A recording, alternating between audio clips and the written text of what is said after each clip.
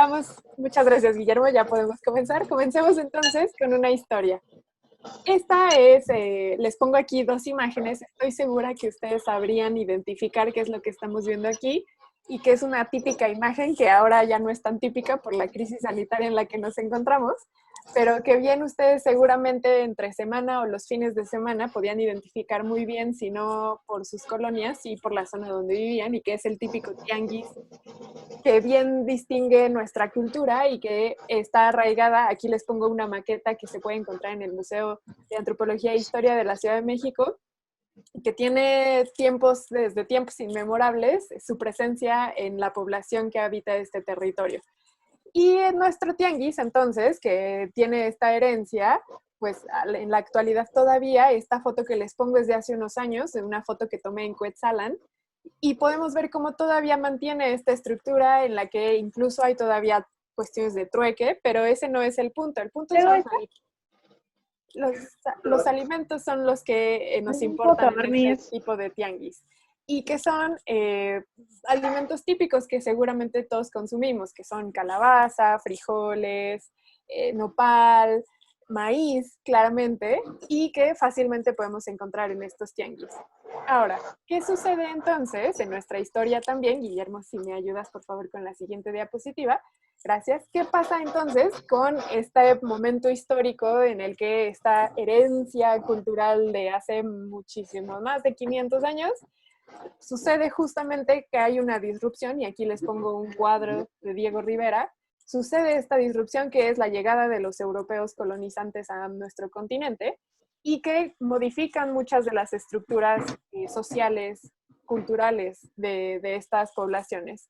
Nosotros sabemos muy bien por la historia cuáles son esas cuestiones. Por ejemplo, el tianguis pobremente se ve modificado, pero sí que hay una cuestión que se ve alterada con la llegada de los europeos y que Diego Rivera nos pone en este cuadro, que en realidad en este cuadro él habla de la esclavitud, pero que bien se ve representada allí en este cuadro, y estoy segura que ustedes pueden identificar allí a esos cuernos que aparecen por allí, a esas vacas, a esos animales que no existían en nuestro continente.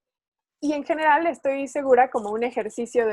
Les pido entonces que hagamos un ejercicio de revisión en el que identifiquen qué alimentos son los que los europeos nos traen a este continente. Y también nosotros, cuáles son esos que son exportados. Por ejemplo, el tomate bueno, en todas sus variedades, que nosotros identificamos como jitomate, pero bueno, es uno de esos alimentos que se exportan. El maíz claramente es otro de los alimentos que se exportan y que en nuestra dieta estaban muy bien arraigados. Se les presento aquí en la diapositiva los frijoles que forman parte de nuestra dieta, las tunas y por tanto los nopales, el maíz. Y ustedes me van a decir qué tiene que ver todo esto de la genética, y si estoy en una charla de ADN y genética, qué tiene todo esto que ver con la alimentación y los españoles y los europeos. Bueno, la primera podríamos decir que tiene que ver con que todos los organismos tenemos ADN y que así como los nopales tienen ADN, pues también los maíces, el frijol y los humanos mismos. Pero ese no es el punto de esta historia que les estoy contando. Sí tiene que ver con el ADN que tenemos los humanos y cómo nuestro ADN está asociado al lugar en el que nuestras poblaciones de las que venimos se han posicionado en esos territorios. Fíjense entonces cómo los antiguos americanos tenían una historia evolutiva que los hacía estar muy cercanamente estrechos a la alimentación que ellos tenían. Y por tanto también cómo esto influye en su material genético y viceversa, claramente, pero centrémonos en esta direccionalidad de cómo lo que comían tenía una relación muy estrecha con su material genético. Llegan los europeos y entonces no solamente se modifican los alimentos que comemos y que ellos comen, sino que también nuestra estructura genética cambia. No del todo, pero sí también hay una modificación. Guillermo, si me ayudas con la siguiente diapositiva, por favor. Muchas gracias. Esta es la herencia que hemos obtenido de este cambio poblacional y de esta cuestión de colonización que traen consigo los europeos. ¿Qué sucede? Que se han hecho estudios genómicos en poblaciones mexicanas, específicamente también en las poblaciones que todavía se consideran nativas americanas. ¿No se escucha mi voz?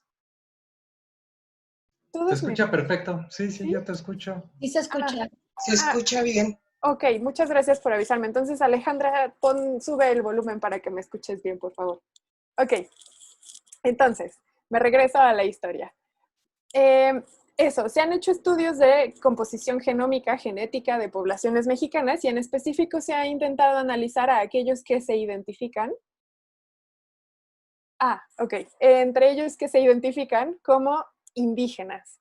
Y a ellos es a los que también se han hecho algunos análisis genómicos por esta cuestión, porque ellos de alguna manera representan esa reserva en términos genéticos de esta historia que podríamos haber contado hace 500 años. Y se han identificado cuestiones muy interesantes específicamente en estas poblaciones nativas americanas que viven en la actualidad y que tienen esta herencia. Y es esta variante en este gen, el gen ABAC1. Esta variante, bueno, este gen para empezar, lo que hace es que codifica para una proteína que se encuentra en las membranas de muchos tejidos en nuestro cuerpo. Específicamente es rico el hígado en esta proteína. ¿Y qué hace esta proteína? Como les pongo en la imagen de aquí abajo, es literalmente un canal en la membrana de las células que facilita la entrada y salida específicamente de lípidos. Al tener entonces esta variante, hay modificaciones en este transporte de lípidos. Y se ha visto entonces, como les decía, que hay poblaciones nativas americanas que tienen esta variante. ¿Qué significa el que haya esta variante? Nos vamos a enfocar en el caso del HDL, que es la lipoproteína de alta densidad y que se ha asociado con condiciones saludables. ¿Por qué? Porque el HDL, cuando se encuentra en niveles óptimos de nuestra sangre, significa que estamos teniendo un colesterol bueno, que hay un buen transporte de colesterol en nuestro cuerpo y que por tanto todo este colesterol que no se está utilizando se transporta al hígado y se está desechando. Y entonces nuestros niveles de colesterol son óptimos. Por eso es importante el HDL. Ahora sí, Guillermo, ¿me ayudas por favor con la siguiente diapositiva? ¿Qué sucede entonces con esta variante de la que les estoy diciendo? Se ha asociado que las personas que tienen esta variante tienen bajos niveles de HDL. Hay una correlación allí. Las personas que tienen una variante en este gen, entonces tienen una modificación en su proteína y también se ha visto que tienen bajos niveles de HDL en su cuerpo. ¿Qué significa esto? Que no hay un buen transporte de lípidos hacia afuera de las células y hacia el hígado para ser desechado y por tanto estos lípidos tienden a quedarse dentro de las células. ¿Qué situación ocurre esto? Es que hay, como les digo, hay un transporte deficiente de los lípidos hacia el hígado y posteriormente para que sea desechado. Y entonces esto hace que las personas que tienen esta variante genética sean propensas a padecer enfermedades cardiovasculares y metabólicas como diabetes y niveles altos de colesterol. ¿Cuál es la situación con esto? ¿Y por qué es importante con la alimentación? Fíjense que entonces se ha asociada la alimentación rica en grasas con las personas que tienen esta variante. ¿Por qué si hay una variante que en la actualidad genera tantos problemas de enfermedad? ¿Por qué sigue estando en nuestra población? Y eso tiene una respuesta entonces ancestral. Antes de que llegaran los españoles, la dieta de los nativos americanos no era rica en colesterol. Era al contrario, era más bien pobre en colesterol, porque no comían los alimentos ricos en colesterol, como son, por ejemplo, la carne roja. No había carne roja. Con los españoles llegan todos estos alimentos que sí son ricos en colesterol. La dieta se ve modificada. Una variante que antes era óptima para las poblaciones nativas, que solamente se alimentaban a base de muchos vegetales y que necesitaban más bien almacenar ese poco colesterol dentro de sus células, con una dieta rica en colesterol se convierte en una variante nociva que más bien hace que las personas se enfermen. Entonces, de aquí hay un gran ejemplo de la relevancia de cómo los humanos tenemos nuestro paquetito de ADN y cómo este ADN está altamente relacionado con el ambiente en el que nos desarrollamos.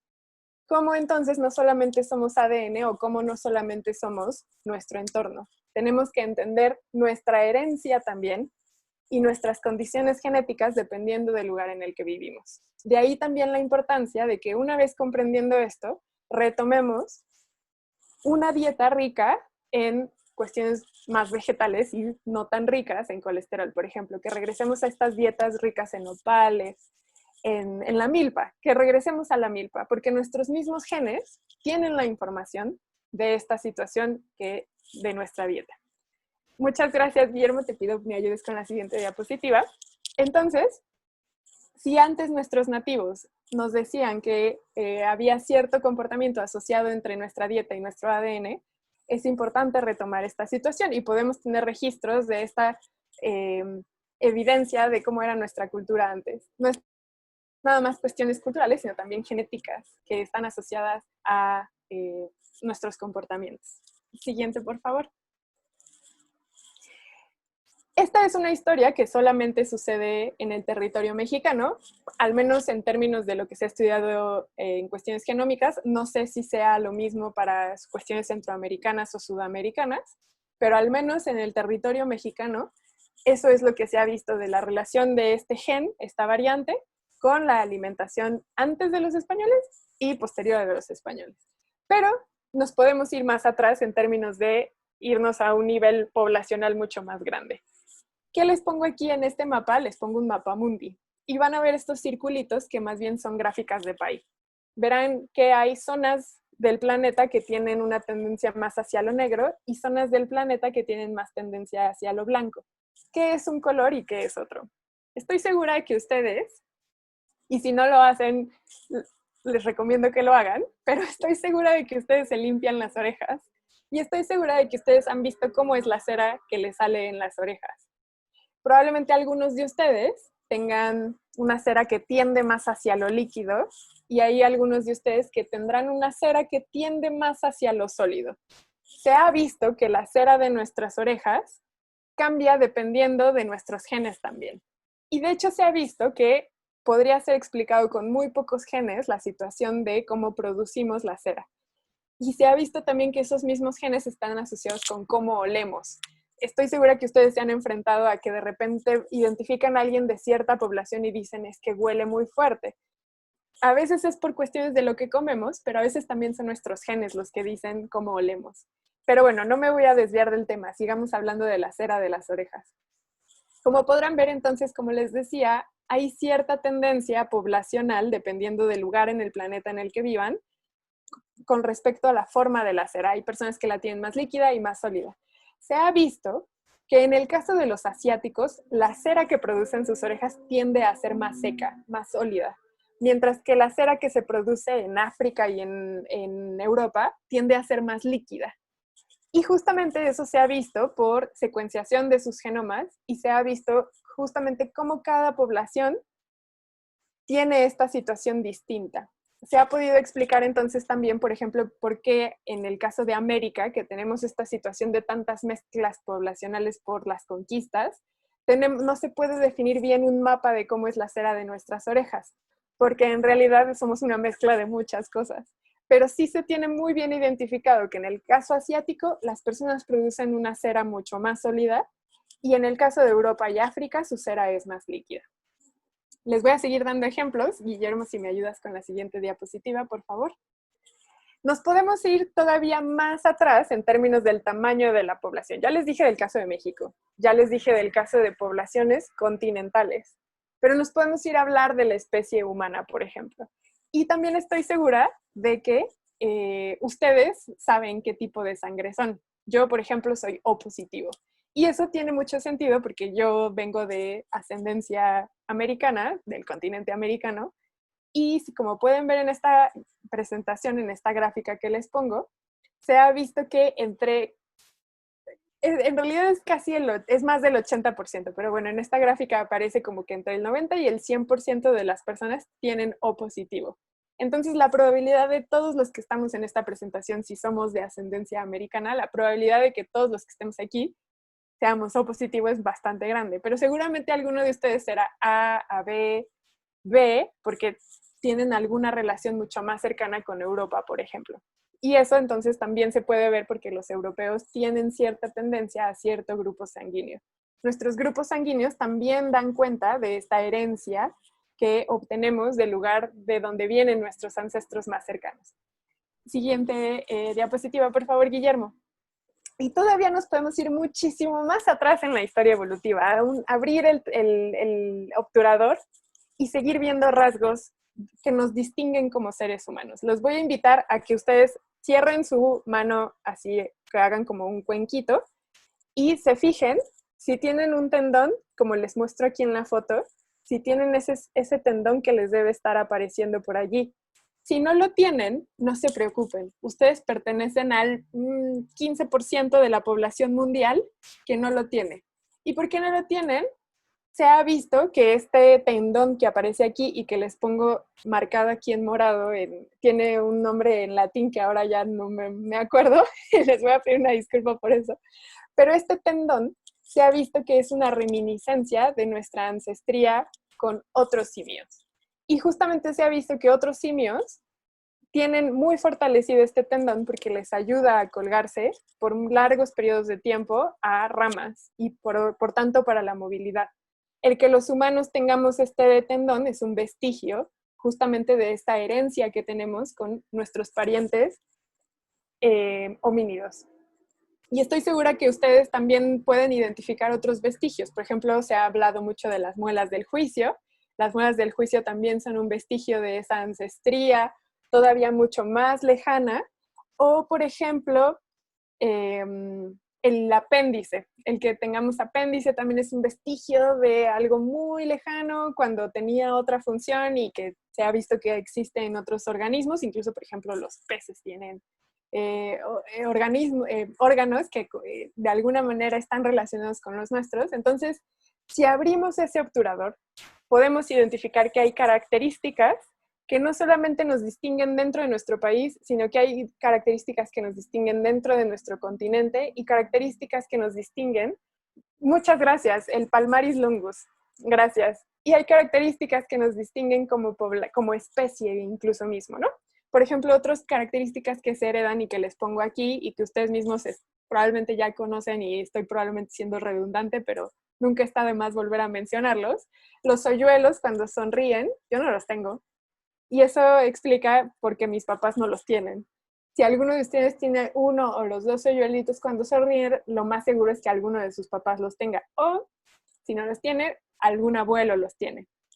Las formas de sus orejas, por ejemplo, el que las tengan pegados o despegados de su cara, como lo muestra aquí la foto, también es una cuestión que se hereda. Y dependiendo de ustedes cómo tengan sus orejas, podría estar relacionado con cómo son sus papás.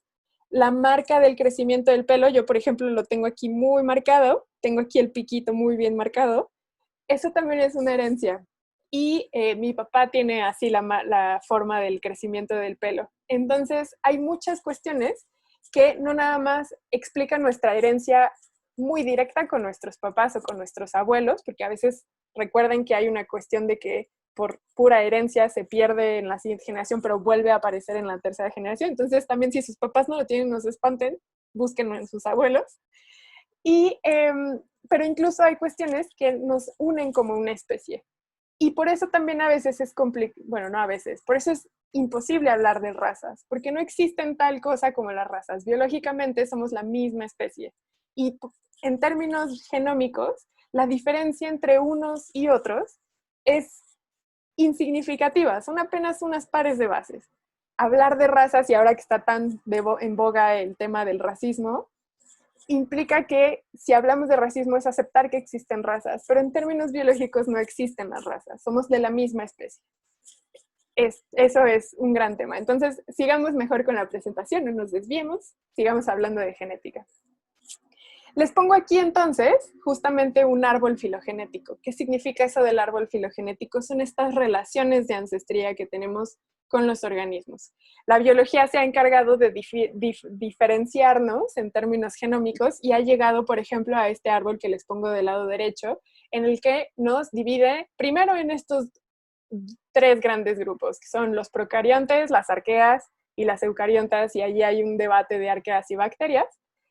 Pero bueno, en términos filogenéticos de ancestría, así es como nos dividen y ponen un ancestro común, que es LUCA, que es un acrónimo para este ancestro común para todos los organismos del planeta. Pero fíjense cómo nuestro material genómico nos puede dar cuenta de cómo estamos relacionados unos con otros. Todos los organismos del planeta que han habitado y que habitarán este planeta han tenido material genómico. Y esta es la cuestión que nos une a todos por igual.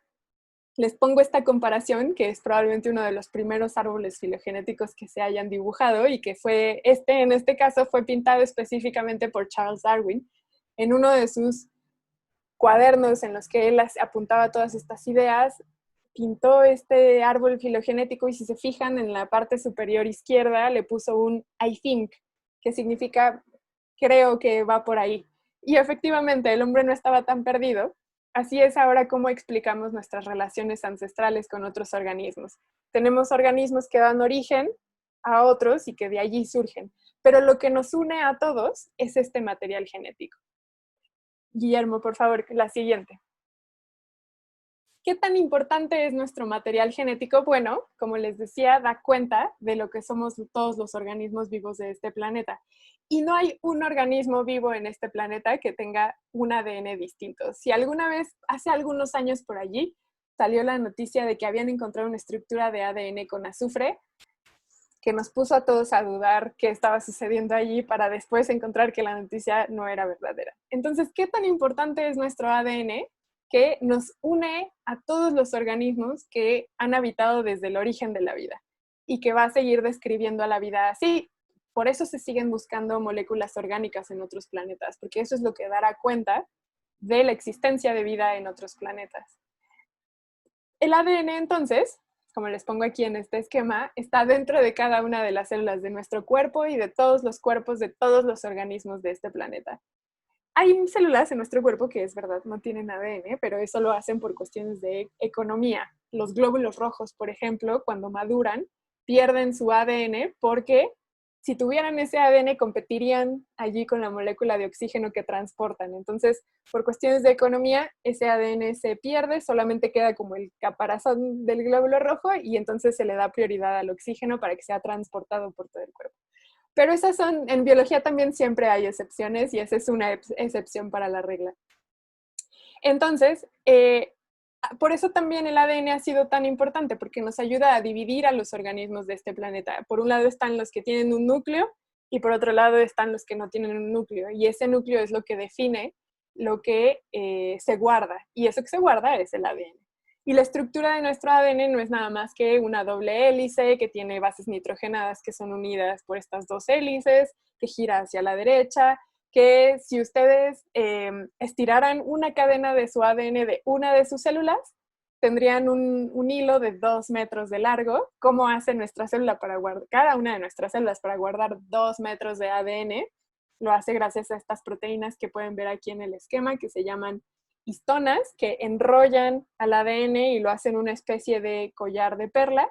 Y entonces a su vez ese ADN emperlado se vuelve a enrollar y se forman los cromosomas y es de esa manera como podemos entender que quepa tanto ADN dentro de las células.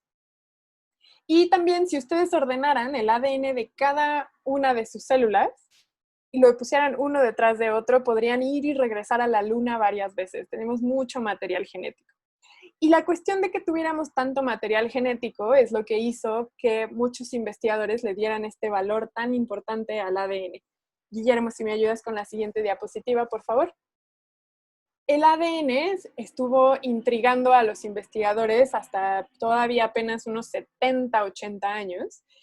Antes de eso se pensaba que más bien la herencia ocurría a otro nivel. Se había propuesto que ocurría a nivel de proteínas, se había propuesto que, por ejemplo, el mismo Darwin hizo allí alguna hipótesis que después se propuso incorrecta. Fue entonces cuando aparece Mendel, que se entiende de dónde venía esta herencia, esta transferencia de información. Y es justamente entonces que en los años 50 se hace una propuesta para encontrar o dilucidar, explicar la estructura de esta molécula que parecía que era la que transportaba la información hereditaria de un organismo a otro.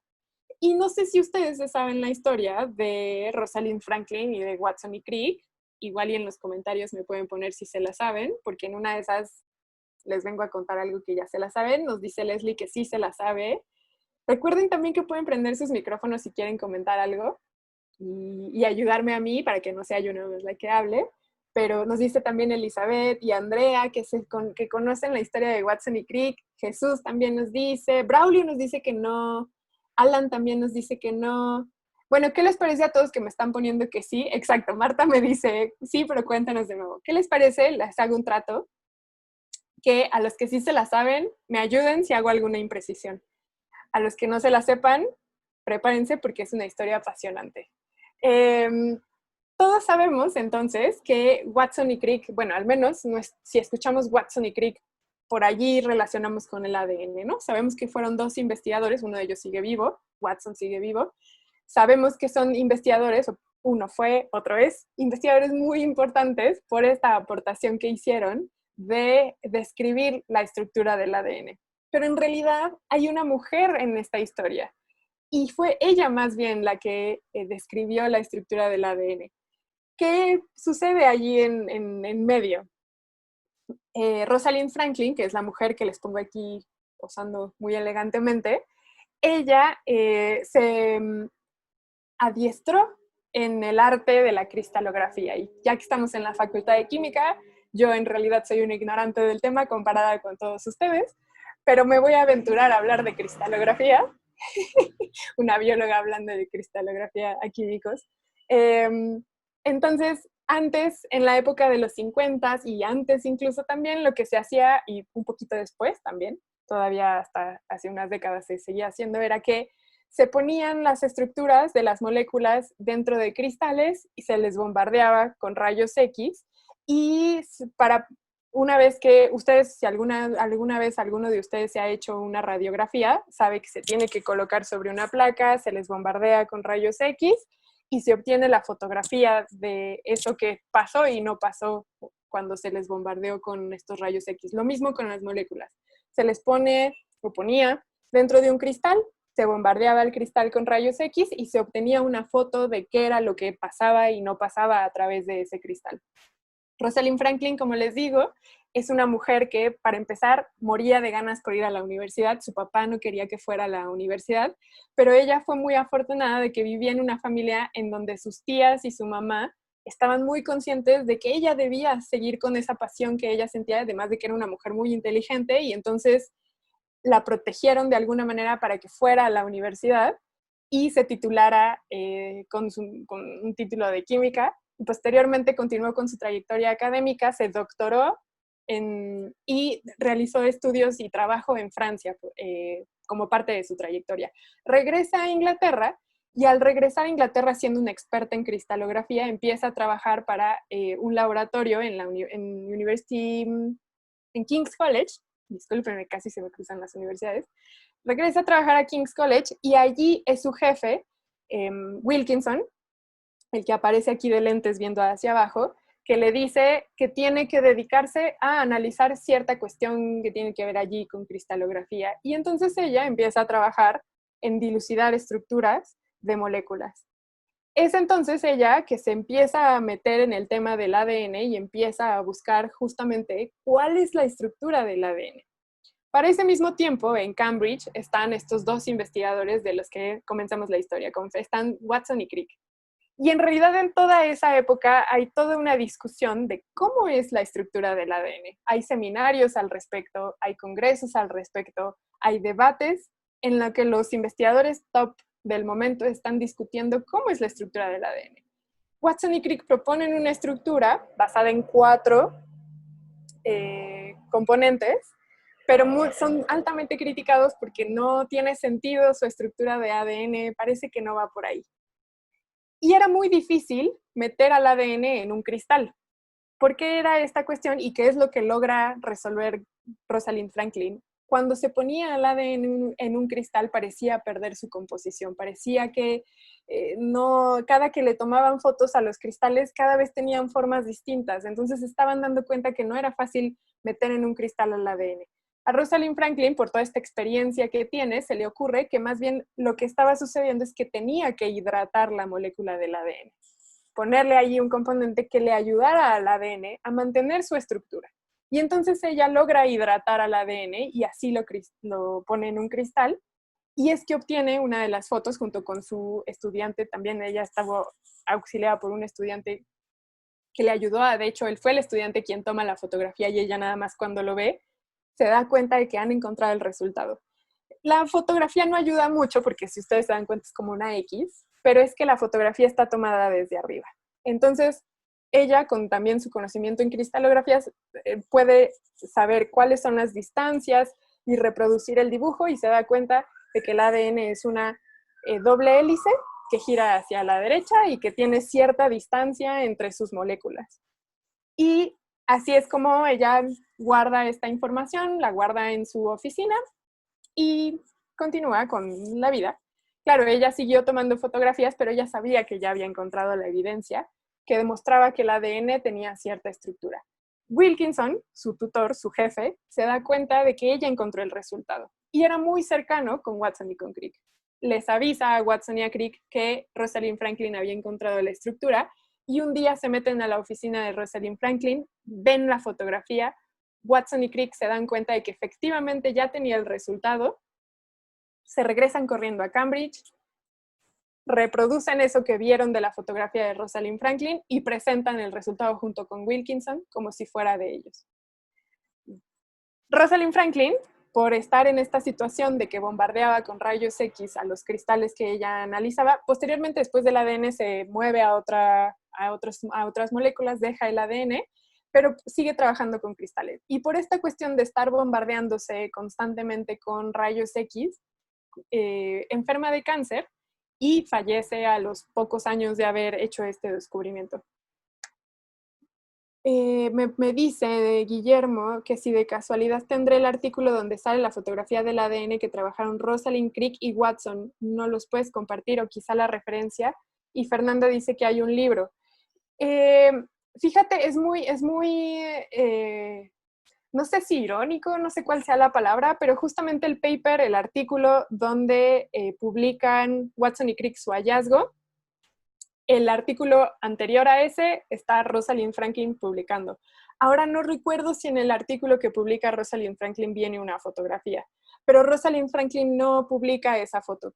En realidad esa foto sale por cuestiones históricas. Y de hecho, si ustedes revisan, el artículo que publican Watson y Crick no tiene ninguna evidencia, simplemente es una cuestión de que ellos teorizan que así es la estructura del ADN. Y creo que más bien me voy a meter a revisar esos artículos porque ahora ya no quiero mentirles, la memoria me está fallando, pero sí les puedo decir que en el mismo artículo de abril de 1953, en donde Watson y Crick publican su artículo que es de una cuardilla, en donde dibujan un ADN pero no ponen evidencia de alguna fotografía, el artículo anterior en la página anterior literalmente es de Rosalind Franklin. Eso sí les puedo estar totalmente segura de que se publica en la misma revista de Nature. Ya estuvieron por aquí hablando de algún libro. También Watson, por ejemplo, publica un libro que se llama ADN, el secreto de la vida, y en ese libro menciona vagamente a Rosalind Franklin, no le da el crédito, en realidad Watson nunca le dio el crédito. Perdón, sí, Watson nunca le dio el crédito. Crick por ahí como que en su cualidad de caballero como que intentó darle un poco el crédito, pero en realidad ninguno reconoce la aportación que ella hace y que en realidad ellos, su hallazgo lo obtuvieron de esta fotografía que ella toma. De un tiempo para acá es que a Rosalind Franklin se le ha dado el crédito que ella merece por haber tomado esta fotografía. Recuerden también, en los años 70 es cuando se les da a Watson y a Crick el premio Nobel por haber hallado, junto con Wilkinson, se les da el premio Nobel por el hallazgo de la estructura del ADN, y Rosalind Franklin ya había fallecido lamentablemente. Entonces, y también por los criterios de selección del Nobel, ella no podía acceder a un Nobel porque solamente se le da a 3 personas y tienen que estar vivas. Entonces, nunca sabremos si se le hubieran dado de a ella haber estado viva, pero si hubieran sido Wilkinson, Watson y Crick, ella definitivamente no hubiera podido acceder a esa terna por lo pronto. Pasamos a la siguiente. Por favor, Guillermo, entonces fíjense cómo el ADN es un tema apasionante, no nada más por las explicaciones que puede dar, sino por las historias humanas que también cuenta y las historias que hay detrás de ella. Y ahora les voy a contar otra historia, una vez enseñándoles esta línea del tiempo. El ADN ha sido un tema que se ha analizado desde muchos años atrás. Si ustedes saben, el origen de las especies se publica en 1859 y una de las críticas que se le hace a Darwin es que no da una explicación de cómo estos caracteres, estas características de los organismos son pasadas de generación en generación, y Darwin se va con esa crítica a la tumba. Al inicio del siglo XX es cuando surgen todas las explicaciones genéticas y hereditarias y que ya se crea la síntesis moderna que junta la parte genética con la teoría evolutiva por selección natural. Pero fíjense cómo desde 10 años después de que Darwin publica El origen de las especies, ya hay un hombre, Mischer, que empieza allí a dar una explicación de la nucleína. Esta explicación, les pido una disculpa que mi gráfica no tiene ninguna orden temporal, o sea, a veces hay 2 años entre uno y otro y a veces son muchos años, pero les pido que comprendan que por economía del espacio tuve que poner ahí todo. Fíjense entonces, como les digo, a inicios del siglo XX es que empieza ya la carrera mucho más fuerte hacia la descripción de aquello que nos hace ser lo que somos. Y entonces hay una localización de los genes, Rosalind Franklin hace la fotografía 51, Watson y Crick, y ella también en otro paper distinto, publican la cuestión del ADN. Y como ya 20 años después, Sanger, por ejemplo, publica y saca a la luz un método para secuenciar ADN. Posteriormente, a partir de esta propuesta, es que se hace la recomendación del mapeo del genoma humano. Y es entonces desde que Sanger saca su tecnología para secuenciar que surge la idea de que podemos secuenciar todo ese ADN. Fíjense entonces que han pasado apenas 30 años desde que se logró dilucidar la estructura del ADN a que surge la idea de que, oigan, igual y podríamos conocer toda esa información. Pero esta idea central de que el ADN da toda la información que es el libro de la vida sigue ahí muy presente. Es entonces en 1990, estoy segura de que muchos de ustedes todavía ni siquiera estaban en el mapa, algunos de nosotros ya andábamos por ahí, es en 1990 cuando inicia formalmente el proyecto Genoma Humano, que es la historia que les voy a contar a continuación. Pero fíjense entonces cómo han pasado apenas 30 años desde que comienza el proyecto Genoma Humano y cómo ha revolucionado la genética, la genómica desde hace 30 años. Y ya podemos identificar esas revoluciones. Se publica El origen de las especies, se publica el artículo en el que se describe la estructura del ADN y comienza el proyecto Genoma Humano. Podemos identificar esos 3 grandes puntos, al menos con lo que respecta con la biología. Y es entonces, en la siguiente historia que les voy a contar, lo apasionante también del estudio del ADN. Lo apasionante, como vemos, es las historias que cuenta en términos biológicos, las historias que cuenta en términos humanos y las historias que cuenta en términos científicos. El proyecto Genoma Humano, entonces, tiene 2 grandes competidores, que son la parte pública y la parte privada. La parte privada está bien representada por esta empresa, por Celera, que lo que busca entonces es secuenciar el genoma humano para entonces buscar patentarlo. Los gobiernos de los países, y asesorados por algunos científicos, se dan cuenta del peligro que esto representa. Imagínense que el ADN se ha patentado. Este libro que nos describe no nada más a los humanos, sino, como ya les dije, a todos los organismos que alguna vez habitarán el planeta y todos los organismos que alguna vez lo han habitado. Entonces, era inconcebible que eso pudiera ser alcanzado por una empresa privada. Y es por eso que entonces se propone que con dinero público se haga la competencia por secuenciar el genoma humano.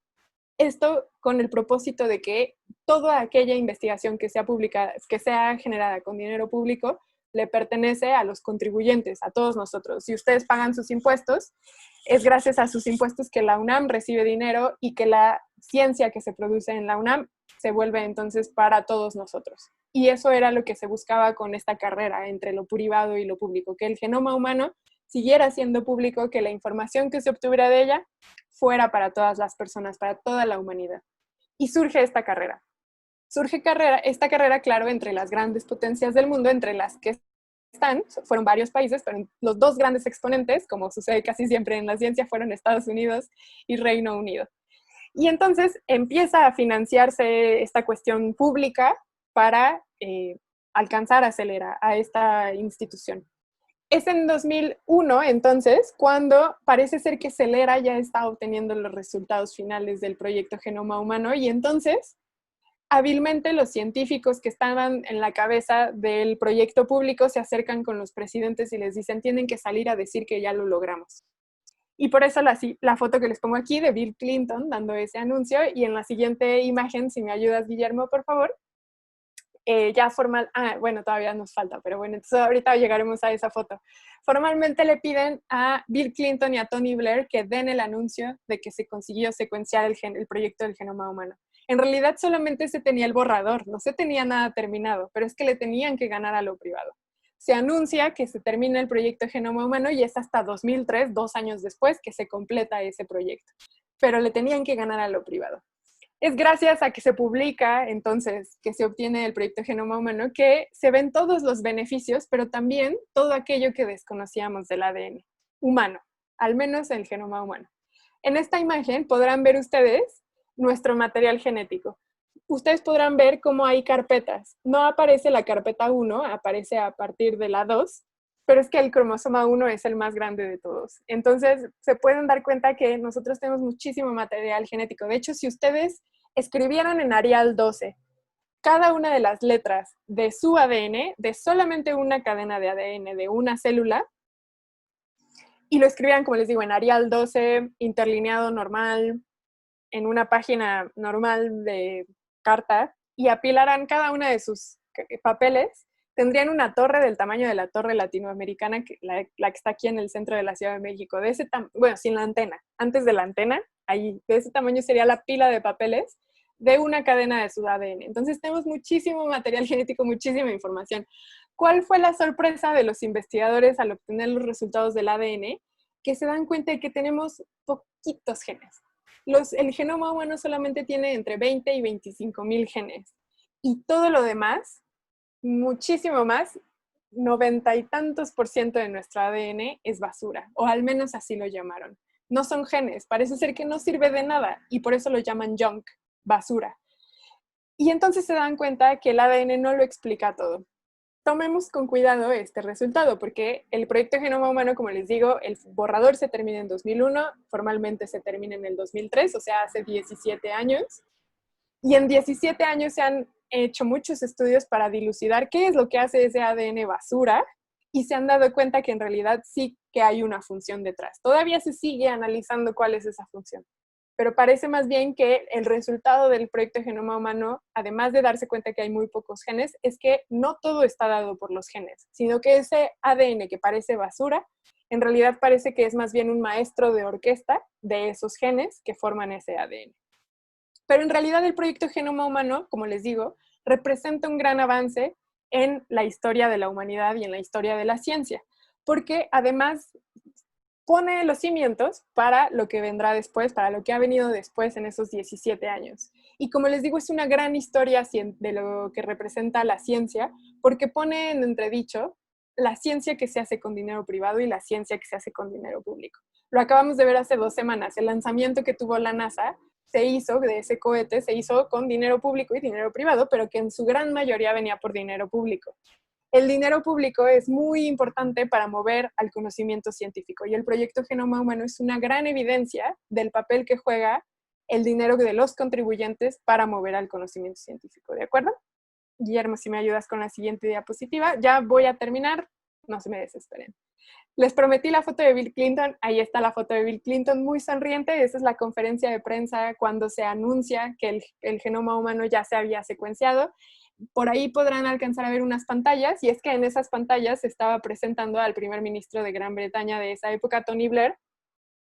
Estaban haciendo una presentación simultánea del resultado, porque como les digo, el dinero venía de muchos países, y los dos grandes representantes eran Estados Unidos y Reino Unido de este resultado. Pero fíjense también la relevancia de que sean los políticos y específicamente los presidentes de 2 países los que den el anuncio de un resultado científico.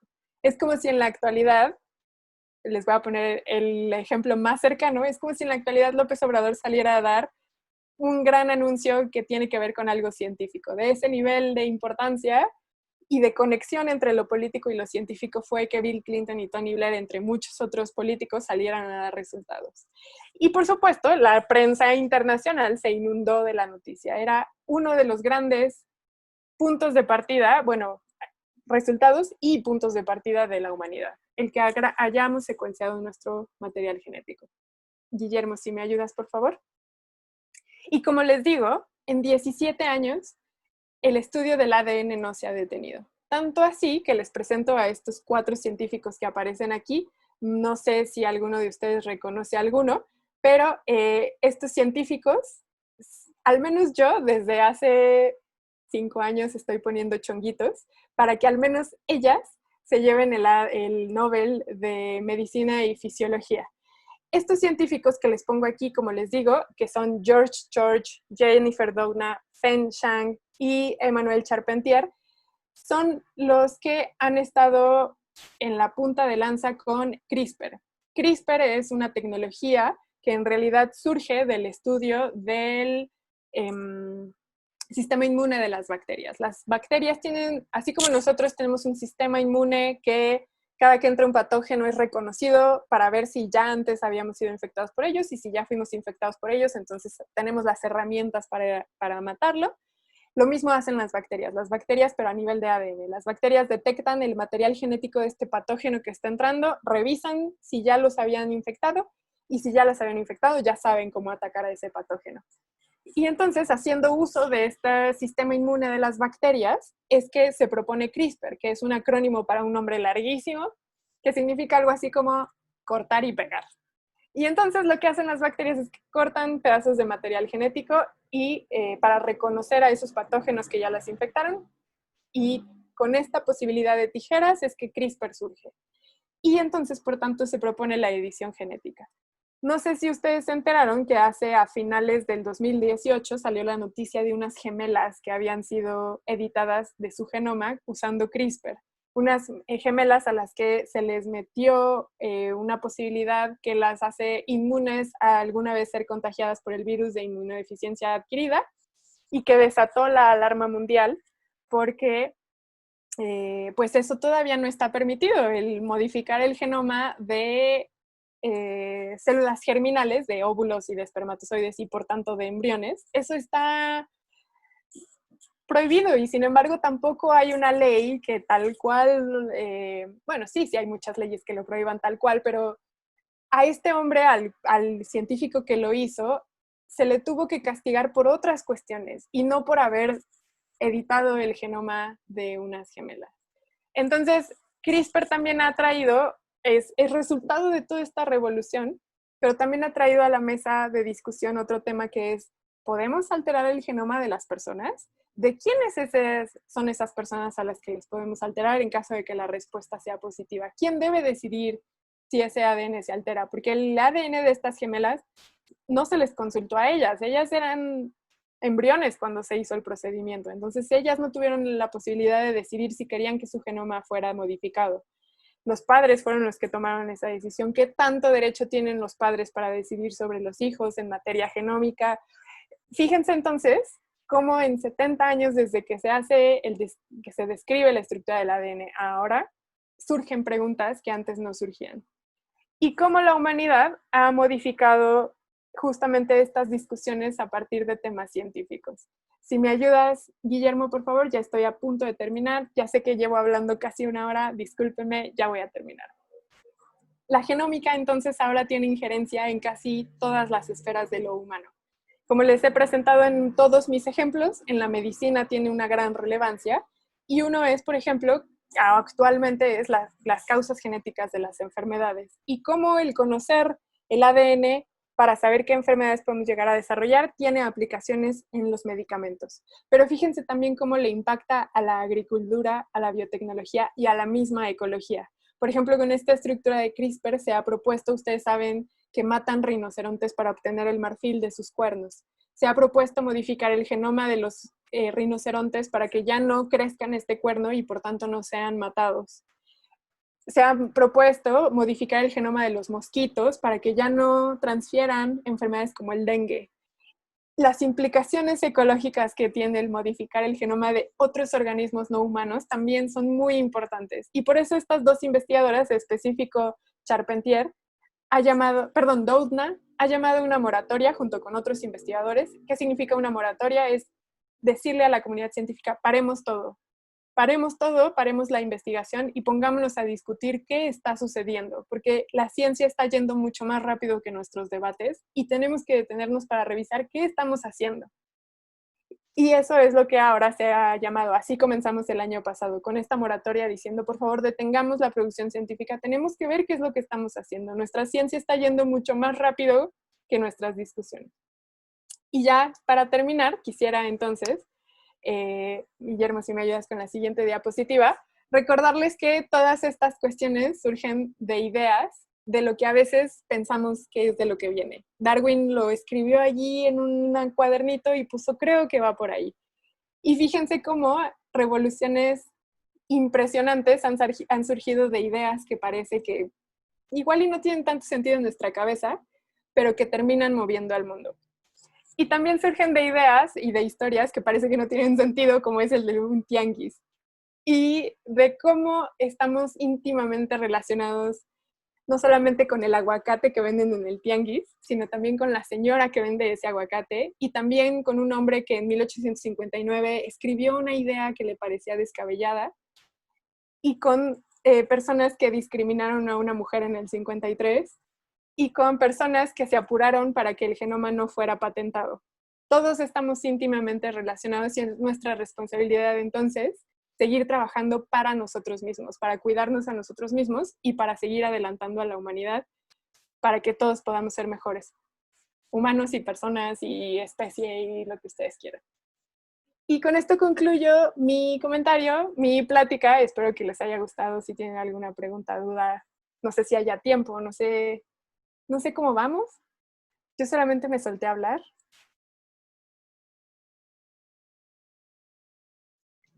Muchas gracias, Sofía. No sé si Marisol, ¿tú nos ayudas o vemos si hay preguntas? Sí, creo que ya todas han sido contestadas. Apareció una ahorita de Oscar Cabral. ¿Hay algún lineamiento o regulación del uso de células todo tipo potenciales como tratamiento terapéutico antropatías? Gracias por tu pregunta, Oscar. También veo que María por allí escribió una antes, pero primero comenzamos con la de Oscar. Sí hay lineamientos y regulaciones para el manejo de células, lo engloban como células madre, pero sí específicamente para células totipotenciales. Sí hay regulaciones no nada más internacionales, sino también incluso hay países que han hecho cuestiones nacionales. Y lo que sucede más bien también es que a veces los países firmantes de tratados internacionales, una de las cosas a las que se comprometen al firmar estos tratados internacionales es que en su propio país tienen que trabajar esa regulación de manera nacional. Entonces, sí hay muchos tratados, por ejemplo, ahorita me viene a la mente el Tratado de Oviedo, por ejemplo, que fue firmado en Oviedo, que justamente lo que hace es especificar que las células sexuales no pueden ser modificadas, que hay un derecho por parte del usuario, se protege mucho al paciente. El problema es que estos tratados se vuelven obsoletos al año siguiente. Y eso es a lo que nos estamos enfrentando mucho, que por muchos tratados que se hagan, se vuelven obsoletos porque la ciencia se va metiendo en estos recovecos, y no tanto recovecos de la ley, sino que se va metiendo en estas propuestas, en estas ideas que hacen los científicos, que llega un momento en que la ley deja esos huecos y es a veces difícil hacer una regulación. Y fue lo que sucedió en China, que creo que es lo que nos pregunta María antes, que es que si entra en estos acuerdos de la investigación genética y qué es lo que sucede con China. Una de las cosas que suceden con China es que, por ejemplo, uno de los tratados internacionales que tienen que ver con manipulación de células embrionarias es que China no es uno de los firmantes. No recuerdo ahora el nombre en específico, pero salió la noticia de que por eso en China había sido posible hacer eso, y también por eso la comunidad científica criticó mucho a China, porque es muy laxa en su regulación. Y eso también llamó a la moratoria de los científicos de decir, a ver, tenemos que detenernos porque estamos yendo muy rápido y como científicos tenemos la responsabilidad de que la gente esté protegida. Entonces también por eso llamaron a detenerse. Y China le puso, como les digo, sí metió a la cárcel al científico que hizo esto con las gemelas, le dio, creo que fueron, si ahora no estoy mal, le dio 2 años de cárcel y la universidad a la que estaba adscrito le quitó toda posibilidad de seguir siendo investigador. Él también ahí metió una cuestión porque él había pedido un año sabático. Entonces, en teoría, él no estaba trabajándole para la universidad, sin embargo, estaba trabajando en las instalaciones de la universidad. O sea, fíjense cómo hay allí toda una discusión de qué, dónde, quién hace la ciencia. Entonces, y como les digo, por esta cuestión de que no había una regulación en China, no se le pudo castigar por modificar el genoma de las gemelas, sino que se le tuvo que castigar por otra cosa. Es toda una discusión el tema de la genómica y de los alcances que tiene. Sí. Misael pregunta, ¿hasta el momento existen normas que regulen el uso de CRISPR-Cas9 o solamente está en pausa por la modificación en células geminales? Como tal, no existe tal cual una regulación para CRISPR-Cas9, existe una regulación para edición genómica y allí es donde entra CRISPR.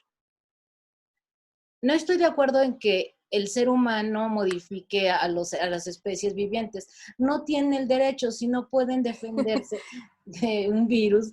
Bueno, es un comentario. Sí, y gracias por ese comentario, Lourdes. Pues, ¿qué puedo decir? Braulio pregunta, ¿por qué es de preocupación el hecho de que la ciencia avance demasiado rápido? Esa es una muy buena pregunta, Braulio, gracias. Y definitivamente creo que no soy la adecuada para contestarla, pero desde mi trinchera te puedo poner el ejemplo justamente de CRISPR y del proyecto Genoma Humano. La ciencia avanza muy rápido y a veces por nuestras estructuras legales es muy difícil seguirle el paso. Y a veces también por desconocimiento de nuestros políticos que no tienen una cultura científica que permite ir al paso un poco de la ciencia. Pero también avanza rapidísimo. O sea, ¿cuántos laboratorios hay en el mundo? ¿Cuántos científicos hay en el mundo trabajando? ¿Cuánta competencia hay entre ellos?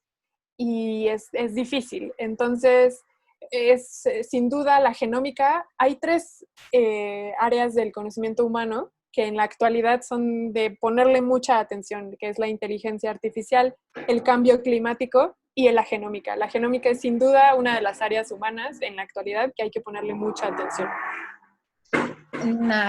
Naxieli pregunta, en el caso de las gemelas, ¿a qué que se pudo editar su ADN para evitar la enfermedad que no lo entiendo en esta parte, constante, enfermedad que ¿Comentaste, Sara? comentaste, significaría que en caso de que se acepte este tipo de edición, podríamos evitar las enfermedades genéticas en humanos, pero a la vez, ¿podríamos crear nuevas enfermedades debido a estas ediciones? Muchas gracias por tu pregunta, Nacheli. Sí, de hecho, una de las promesas, primero del proyecto del genoma humano y ahora con estas tecnologías, es que se van a poder no solamente predecir, qué enfermedades podemos llegar a desarrollar, sino también evitarlas. Y el proyecto Genoma Humano, de hecho, fue una de las promesas con las que se construyó, el decir, miren, si secuenciamos el genoma humano, la gente ya no se va a enfermar. Y por eso se apoyó tanto al proyecto Genoma Humano. Y por eso también fue tan impactante descubrir que solo hay 25,000 genes como mucho en el genoma humano, porque se dieron cuenta de que secuenciar el genoma no explicaba por qué las personas se enfermaban y al mismo tiempo no era suficiente para explicarlo. Y por eso en 20 años han surgido tantas ramificaciones a partir del proyecto Genoma Humano.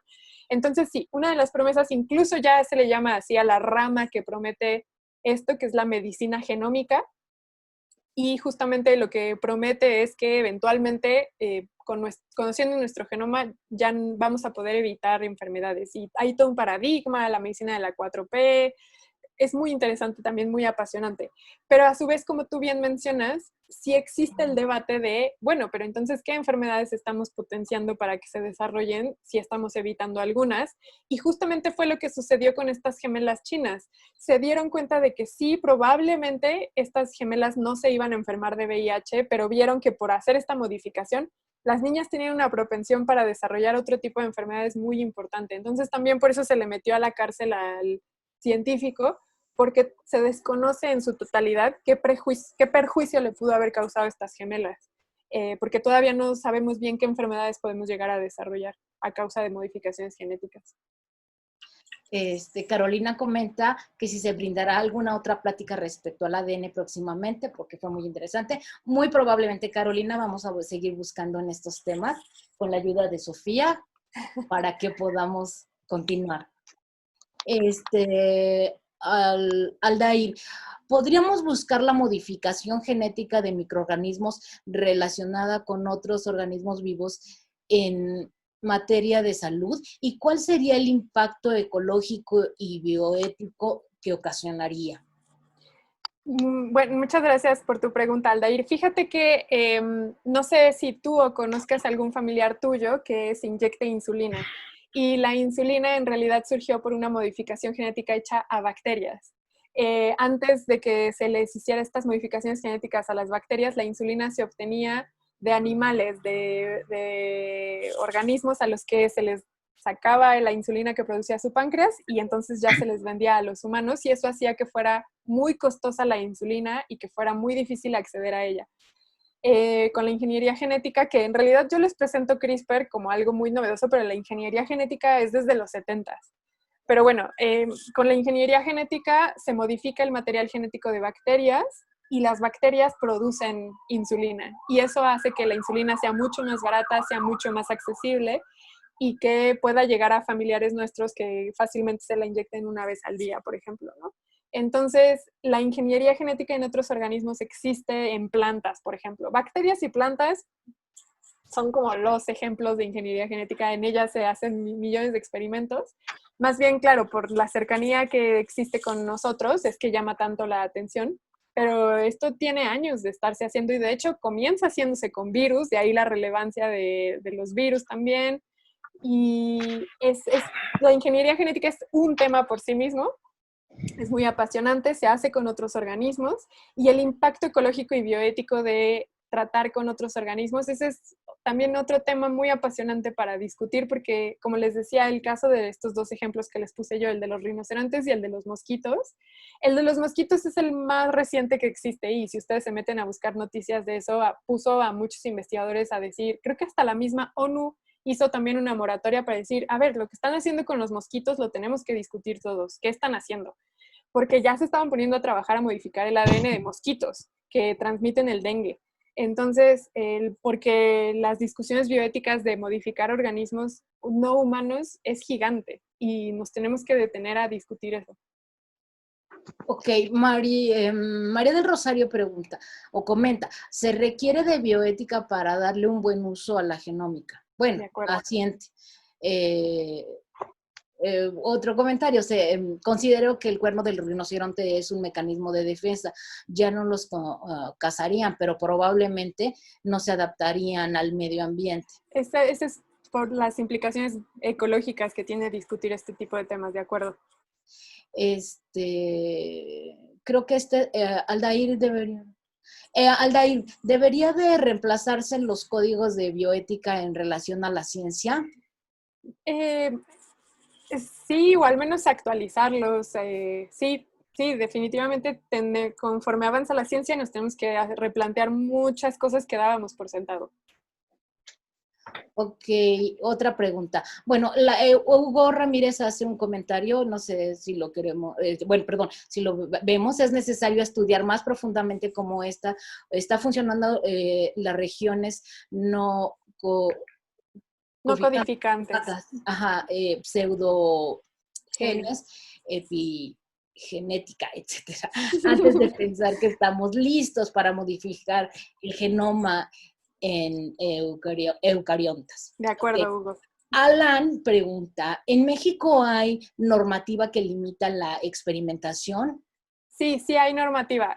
Yo lamentablemente no te puedo ayudar con los nombres, no soy abogada, desconozco de nombres y de leyes, pero te puedo asegurar que efectivamente hay normativa que limita la experimentación en células germinales y de hecho ahí está la Conbioética, que es la Comisión Nacional de Bioética, entonces ellos se encargan de generar todo este tipo de recomendaciones y más bien es la Cámara de Legisladores quien pasa todas estas regulaciones, pero sí hay, y México está apegado a muchas regulaciones internacionales que también velan por los derechos de las personas y de los individuos, entonces sí, en México sí hay regulación, como en todos los países podemos criticarlos de aquí al techo, Pero sí hay regulaciones. Areli comenta que se obtenía de porcinos, yo creo que refiriéndose a la insulina, ¿no? Sí, Sí, la exactamente, de insulina. cerdos. Ujú. Ok, Braulio pregunta, ¿se está haciendo algo para la educación legal y ética en el área de la ciencia y formación de futuros científicos? ¿México está a la altura de las capacidades legales y morales del primer mundo para poder hacer investigaciones en la rama de la genómica? Braulio, qué pregunta. No sé si soy la más capacitada para contestarte por lo mismo de mi ignorancia en la materia legal, pero desde mi poco conocimiento te puedo decir que sí, en México se está trabajando en temas legales y éticos. Sí es verdad que todo es perfectible, entonces lo que se hace en materia legal es perfectible, lo que se hace en materia de igual ética y legal para educar a médicos y científicos también es perfectible. Nunca es suficiente, entonces sin duda cualquier esfuerzo que se haga por sensibilizar en materia legal y ética a científicos y médicos se debe hacer. No sabría decirte cuál es el estado y la verdad tampoco me quiero meter a decir cosas que no tengo conocimiento, entonces por eso te puedo decir que me has hecho una gran pregunta y perdóname, no te puedo ayudar con la respuesta. José Juan, si quieres abrir tu micrófono, quiero que quieres hacer la pregunta directamente. Sí, ¿me oyen? Sí. Ah, ok. Bueno, yo quiero preguntar algo sobre la contextualización que hizo sobre el DHL, en el cuerpo humano. Bueno, me interesa mucho esto porque mi tesis trata precisamente, hice mi tesis sobre una investigación genética en gallinas y la producción de huevos, y uno de los puntos que toca es el mito, el desmentido de este mito que tienen sobre el consumo de huevo y cómo infiere en ¿cómo se llama? En el aumento, pues, de este colesterol, ¿no? Dañino en el cuerpo. Comentaste algo sobre que cuando los españoles llegan a México, se traen una dieta rica en colesterol, a diferencia de los nativos mexicanos, ¿no? Que su dieta era baja en colesterol. Eh, Esto, cuando se da esta mezcla, pues la genética mexicana no está apta para procesar tanto colesterol. Entonces, podríamos decir que nosotros, por genética, tanto latinoamericanos como mexicanos en específico, estamos como condenados a estar restringidos a una dieta baja en colesterol por nuestra cuestión genética o cómo. Gracias por tu pregunta. Sin duda es una duda que surge mucho y que me hago responsable por la explicación. Probablemente no fui del todo clara. Yo hablaba de un segmento de la población a la que se le ha detectado esta variante, que no es del 100% de la población actual mexicana. Es un cierto porcentaje, no te quiero dar el dato erróneo, pero ronda por el 15% de la población mexicana que tiene esta variante. Y entonces ellos son los que se ha visto que al tener esta variante tienen esta situación de que su transporte de lípidos es deficiente y por tanto tienden a acumularlo más dentro de sus células. Para nada, en términos generales, genética es destino. También con la investigación científica se han dado cuenta de que, como por ejemplo nos hacían una de las preguntas, hay muchos otros factores que hay que tomar en cuenta, como es la epigenética, por ejemplo, que son todos estos factores que por el nombre como lo indica, van sobre el ADN y que son moléculas que se asocian al ADN y que modifican la actividad del ADN. Y entonces, por ejemplo, se ha visto que si haces ejercicio, la actividad de tu ADN cambia a comparación de si no hicieras ejercicio. Si duermes cierta cantidad de horas, tu ADN tiene cierta actividad. Si, por ejemplo, si vives en un ambiente en el que no hay tantos contaminantes, se ha visto que tiene efectos en tu epigenética y en tu ADN y en tu actividad de ADN. Entonces, genética no es destino. El ambiente, por eso les ponía yo también el ejemplo de la alimentación, porque el ambiente juega un papel súper importante, tan importante como la genética en el desarrollo de cada uno de los individuos. Entonces, no, genética no es destino, no porque nuestra carga genética nos diga que vamos a tener cierta propensión a cierta enfermedad, significa que la vayamos a tener. esa es una de las promesas de la medicina genómica, es decir, si yo te detecto que puedes llegar a desarrollar cáncer, lo que yo te voy a recomendar es que sigas ciertas prácticas para que tú nunca te enfermes de cáncer. Y esas prácticas involucran que haya una edición genética, pero esa ya es otra discusión. Se ha visto que con modificar la dieta, el ejercicio, patrones de comportamiento, se pueden prevenir un montón de enfermedades. Y eso tiene que ver, por ejemplo, con la dieta rica en colesterol. Entonces, si no hay posibilidad de saber si tú perteneces a ese 15%, no te arriesgues. Igual ten una dieta rica en alimentos típicos de nuestra región. Por nuestra historia evolutiva es mucho más seguro que tengamos esta relación cercana con alimentos nativos de la región por esta herencia, y no te arriesgues a tener una dieta rica en colesterol, también por no saber qué carga genética traes, que lo más seguro es que traigas por allí alguna cuestión que tenga que ver con el transporte de líquidos, pero para nada significa que ya sea una condena. Ok, nada más por último. Sí, precisamente a la variante genética, bueno, a la mutación, porque es una mutación, se le Claro. conoce como RLDL, ¿no? La que nos dice que las personas tienen una deficiencia en producción de DHL. Esto explicaría por qué somos un país como con con un alto índice en obesidad.